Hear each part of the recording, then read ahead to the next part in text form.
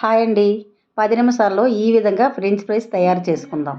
ఉడకబెట్టిన బంగాళదుంపల్లో కొంచెం పసుపు, ఉప్పు, కారం, మసాలా పొడి అన్నీ వేసుకొని చేతికి అంటుకోకుండా 3 స్పూన్లు కార్న్‌ఫ్లోర్ కూడా వేసుకొని బాగా కలుపుకొని కొంచెం మందంగా చపాతీలా ఒత్తుకొని ముక్కలుగా కట్ చేసి చిన్న మంట మీద బాగా ఫ్రై చేసుకోవాలి.